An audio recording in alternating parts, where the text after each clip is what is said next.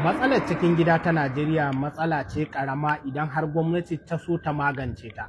Ba za ka taɓa haɗa ta ba da matsayin barazana wacce take ta waje, kamar idan juyin mulki ya tabbata a ƙasar Benin kuma sojojin ƙasar Benin suka kasa tafiyar da ƙasar, kamar yadda muka gani a ƙasashe wasu daga cikin ƙasashen Sahel kamar yanzu ƙasar Mali, wanda sanadin juyin mulki yanzu ƙasar ta zama kamar dandali ne na 'yan ta'adda, wanda mun san cewa wasu da dama 'yan ta'addan da suka addabe mu a cikin amma kai tsinanne ne wallahi, kai tsinanne ne har kana kiran cewa wai matsalar Najeriya wai karamar matsala ce.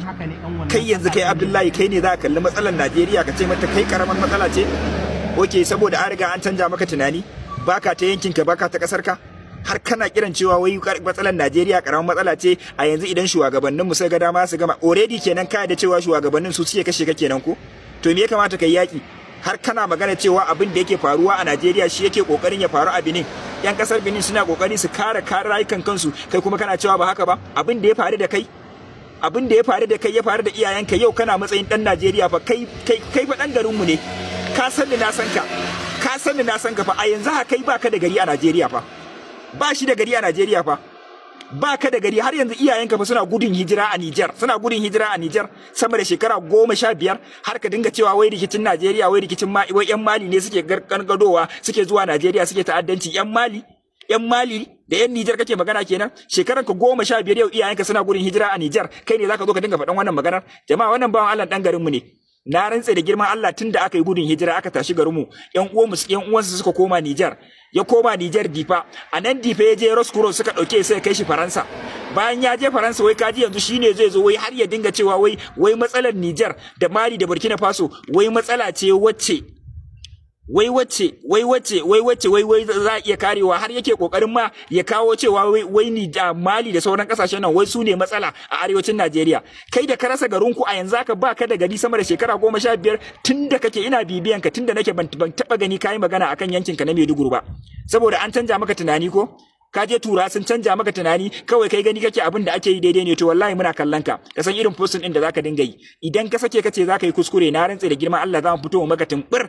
Ban taba gani yayi postin akan Maiduguri ba, kuma dan Maiduguri ne, dan garin mu ne, dan garin mu ne. Kuma idan ka ci gaba wallahi zan tona ma asiri, na rantse da girman Allah. Ka tsaya can ka je ka bada labaran shirmanka, banza munafiki. A zo a kashe ka, a kashe danginka, a kashe yan uwanka, a tayar da garinku sama da shekara 15, ka zo ka ce wai karamar matsala ce.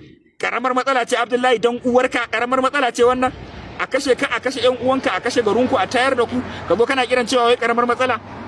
Karamar matsala sama da shekara 15, saboda ka je Turai an goge maka tunani, ka manta da danginka, ka manta da yan uwanka, ka manta da yan uwanka da suke gudun hijira a Niger.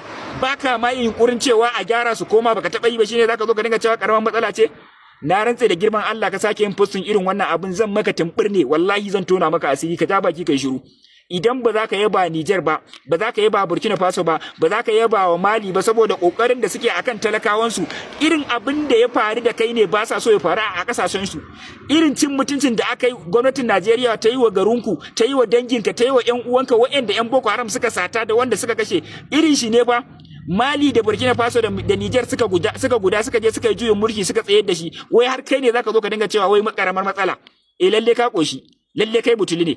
Shi yasa baka taba magana akan Maiduguri, akan yankin Maiduguri ba, kuma dan Maiduguri ne, dan garin mu ne, na san shi, ya san ni, dan anguwar mu ne. Kuma idan ka matsa wallahi zan ƙara fasa koyi, har ka zo ka dinga cewa wai karaman matsala, wai irin abin da ya faru a Mali wai shine wai yan ta'addan Mali ne. Yanzu dan uwarka yan Boko Haram yan ta'addan Mali ne? Fulani da suka rike bindiga suke kashe mutane, dan ubanka yan Mali ne?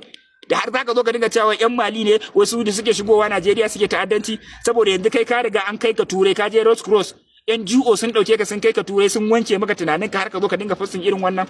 To ka kiyaye, akwai irin mu, na rantse da Allah zan ma kaca idan ka sake irin wannan posting din. Ka san ni na san ka, ka san me kake yi.